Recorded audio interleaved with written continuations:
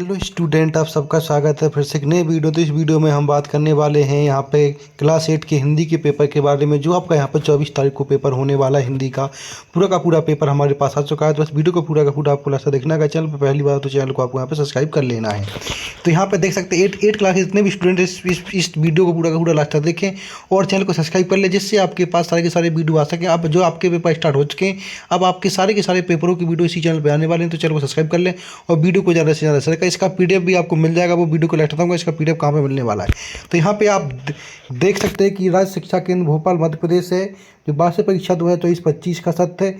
विषय आपका हिंदी का होने वाला है, प्रथम भाषा है, कक्षा आपकी 8 होने वाली है। यहाँ पे पेपर का कोड है, पूरा का पूरा आपको देख लेना है। यहाँ पे आपको परीक्षा में 2 घंटा 30 मिनट का समय मिलने वाला है और आपसे पूरा का पूरा पेपर 60 नंबर का होने वाला है। तो पूरे के पूरे 60 नंबर आपके इसी वीडियो के माध्यम से आने वाले, वीडियो को पूरा का पूरा आपको यहाँ पर लास्ट देख लेना है।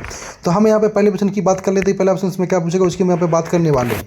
तो पहला प्रश्न पूछा जाएगा बहु विकल्पीय प्रश्न पूछा जाएगा। 1 से 5 तक के प्रश्न पूछे जाने वाले हैं, जिसमें आपसे का उत्तर प्रत्येक प्रश्न में 4 विकल्प दिए गए हैं। सही विकल्प चुनकर उसका उत्तर देना है और प्रत्येक प्रश्न के लिए 1 अंक निर्धारित किया गया है। तो पहला प्रश्न पूछा गया है कि इनमें से कौन सा बंधन का विलोम शब्द है। बंधन का विलोम शब्द कौन सा है इसमें। तो यहाँ पे ऑप्शन आपको बी कर देना, मुक्त हो जाएगा। ठीक है। दूसरा पूछेगा मध्य प्रदेश सरकार किसके नाम पर 2 व्यक्तिगत पुरस्कार देती है। किसके नाम पर 2 व्यक्तिगत पुरस्कार देती है। बिश्नोई समाज पर, निहाल चंद बिश्नोई पर, या फिर आत्मा देवी बिश्नोई पर, या फिर शहीदों पर। तो यहाँ पे आपको कह देना शहीदों पर, डी ऑप्शन लगा देना दूसरे का। ठीक है। इसके बाद हम प्रश्न नंबर 30 की बात कर लेते हैं। यहाँ पे प्रश्न नंबर 30 में क्या पूछा गया वो हम यहाँ पे बात कर लेते हैं। तो यहाँ पे आपके सामने प्रश्न नंबर 30 में जो पूछा गया उसकी हम बात कर लेते हैं। प्रश्न नंबर 30 में पूछा गया कि भट्ट शब्द का अर्थ क्या होता है। भट्ट अर्थ का शब्द क्या है। तो यहाँ पे आपको कह देना अयोध्या, ऑप्शन सी आपका यहाँ पे हो जाएगा। प्रश्न नंबर 4 की बात कर लेते हैं। प्रश्न नंबर 4 में पूछा गया है कि माँ शब्द के प्रयोग से किसकी ओर संकेत किया गया है। तो यहाँ पे आ जाएगा भारत माँ की ओर संकेत किया गया है। प्रश्न नंबर 5 में पूछा गया है कि पीपर पात सरिस मन डोला उपयुक्त पंक्ति में उपनाम क्या है। तो यहाँ पे पीपर पात ऑप्शन डी आ जाएगा। इस तरह से आपसे पहला प्रश्न पूरा का पूरा होता है, जहाँ पे आपके सामने बहुविकल्पीय प्रश्न पूछे गए थे, सारे के सारे आपको वहाँ पर अच्छे से याद कर लेने। अब हम बात कर लेते हैं यहाँ पे प्रश्न नंबर 6 की, जिसके अंदर आपसे यहाँ पे रिक्त स्थान पूछे गए हैं, जो 1 से आपसे 10 तक पूछे जाने वाले हैं, जिसमें नीचे दिए गए रिक्त स्थान की पूर्ति कीजिए और प्रत्येक प्रश्न के लिए 1 अंक यहाँ पर निर्धारित किया गया है। जिसमें प्रश्न नंबर 6 में पूछा गया कि डैश संगीत सम्राट किसे कहा गया है। तो यहाँ पे आपको लिख देना तानसेन को सम्राट, यहाँ पे संगीत सम्राट कहा जाता है, तानसेन भर देना पहले में। दूसरे 7 में पूछा गया है कि कलुष भेद तम हर डैश भरा है, किससे, प्रकाश से भरा है। 7वें में 8वें में पूछा गया कि भेड़ा घाट की पहाड़ी पर डैश मंदिर बना है, गौरी शंकर मंदिर बना है। तो 8 में गौरी शंकर मंदिर कह देना है। 9 में पूछा गया कि महारानी अहिल्याबाई ने डैश में किला और शिव मंदिर बनवाया था, कहाँ, महेश्वर में। तो यहाँ पर 9 वाले में आपको यहाँ पर महेश्वर भर देना है। अब हम बात कर लेते हैं प्रश्न नंबर 10 की बात कर लेते हैं। प्रश्न नंबर 10 में क्या पूछेगा। प्रश्न नंबर 10 में पूछा गया कि सलीम अली का पूरा नाम क्या है। ये आपको हमें बताना, उनका नाम है सलीम भाई जुइद्दीन अब्दुल अली। ये आपको यहाँ पर प्रश्न नंबर 10 में कह देना है। अब हम बात कर लेते हैं अति लघु उत्तरीय प्रश्न, जो आपके 11 से 16 तक होने वाले, जो 2 नंबर का एक प्रश्न यहाँ पे होने वाला है। इसको कम से कम 2 वाक्यों में आपको उत्तर देना है। तो आपसे यहाँ पर 2 अति लघु उत्तरीय प्रश्न पूछे गए हैं। तो यहाँ पर प्रश्न नंबर देख लीजिएगा कौन कौन से प्रश्न पूछे गए, उन सारे के सारे प्रश्नों की बात हम यहाँ पर करने वाले। तो यहाँ पर देख सकते हैं प्रश्न नंबर 11 में पूछा गया कि कृष्ण ने महाभारत में सर्वोत्तम काम किया। इसका क्या आंसर, वो सारे आंसर बताऊंगा, वीडियो में आपको बना रहना है। इसके बाद पटना के पास कौन सा प्रख्यात विश्वविद्यालय था। संदीप और कुलदीप को घर आने में देर क्यों हो गई।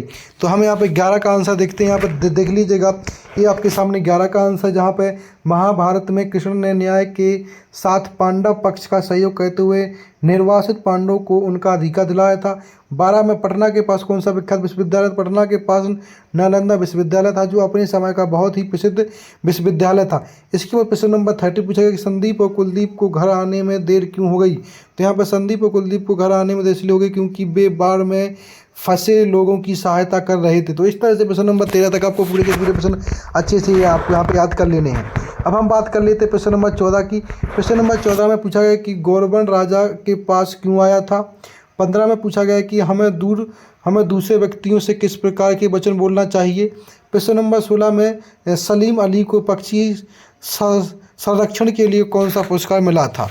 तो हमें यहाँ पे प्रश्न नंबर 14-15 के आंसर देखने वाले हैं। तो यहाँ पे प्रश्न नंबर 14 का आंसर गौरवर्ण राजा के पास क्यों आया था। तो यहाँ पे आया था गीता का मर्म समझने के लिए राजा के पास आया था। 14 में लिख देना। 15 में हम दूसरे व्यक्तियों से किस प्रकार वचन बोलना चाहिए, तो हमें दूसरे व्यक्तियों से विनम्र पूर्वक मीठे वचन बोलने चाहिए। प्रश्न नंबर 15 का आंसर ये आपके सामने हो जाएगा। इसके बाद प्रश्न नंबर यहाँ पे नेक्स्ट की बात कर लेते हैं। तो प्रश्न नंबर नेक्स्ट आपके सामने आ जाएगा। इससे पहले 16 का आंसर देख लेते हैं। तो यहाँ पर 16 का आंसर देखेंगे, सलीम अली को पक्षी अभ्यारण्य के लिए कौन सा पुरस्कार मिला था। तो सलीम अली को पक्षी अभ्यारण्य के लिए जे पॉल वाइल्ड लाइफ कंजर्वेशन पुरस्कार मिला था। यदि आपको यहाँ पर 16 का कर लेना है। अब हम बात कर लेते हैं प्रश्न नंबर यहाँ से जो स्टार्ट होने वाले हैं लघु उत्तरीय प्रश्न, जो आपके यहाँ पे क्या होता हूँ 17 से 22 तक होने वाले हैं। एक प्रश्न आपको 3 नंबर का यहाँ पे होने वाला है। तो प्रश्न नंबर 17 पूछा गया, 17 की बात कर लेते हैं। 17 में पूछा गया कि विक्रम संवत किसने प्रारंभ किया था, ये बताना है। 18 में मुंडा जनजाति के लोग बिरसा को क्यों मानते थे, ये बता देना है। 19 में अपराजिता संस्मरण की लेखिका कौन है, वो बता देना है। 20 में मध्य प्रदेश में कौन कौन से प्रमुख संगीतकारों ने संगीत की साधना की, ये बताना है। 21 में रैदास ने भगवान से अपना संबंध स्थापित करते हुए किस किस से अपने को जोड़ा, वो बता देना है। 22 में संवत्सरों का नामांकन किस प्रकार किया जाता है। ये आपको यहाँ पे पूरे के पूरे 22 प्रश्न करा दी गए।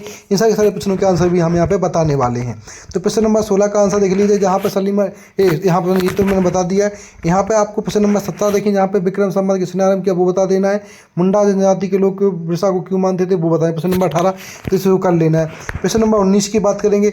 19 में आपसे पूछा गया कि अपराजिता संस्मरण की लेखिका कौन है। तो यहाँ पर गौर पंत शिवानी वे हिंदी की लोकप्रिय कथा लेखिका है, वो बता देना। मध्य प्रदेश में कौन कौन से संगीतकारों ने साधना की है। तो यहाँ पे आ जाएगा महान गायक तानसेन, ग्वालियर के राजा मानसिंह तोमर, संतूर वादक उस्ताद अल्लादी खां, कुमार गंधर्व। ये आपको यहाँ पे सारे के सारे लिख लेना है। प्रश्न नंबर 21 देखेंगे, जहाँ पे रैदास ने भगवान से अपना संबंध स्थापित करते हुए किस किस से अपने को जोड़ा, वो आपको यहाँ पे बता देना है। तो इस तरह से प्रश्न है, इस तरह से सारे प्रश्न आपके यहाँ पे होते हैं। अगर इसका PDF चाहिए तो आप इसका PDF भी मिल जाएगा। इसका PDF आपको टेलीग्राम जरूर मिल जाएगा, जिसका लिंक हम वीडियो के नीचे देंगे। तो वहाँ से आप इसको टेलीग्राम ज्वाइन कर लिए, वहाँ से इसका PDF पूरा का पूरा मिल जाएगा। तो इस वीडियो को आपको पेपर देने से पहले 1 से 2 बार जरूर देख लेना, जिससे आपको सारे के सारे प्रश्न याद हो जाएंगे। ये आपके प्रश्न सीधे सीधे पेपर में आने वाले हैं। तो ऐसे इंपॉर्टेंट अपडेट के लिए चैनल को सब्सक्राइब करें, वीडियो को ज़्यादा से ज़्यादा शेयर करें। धन्यवाद।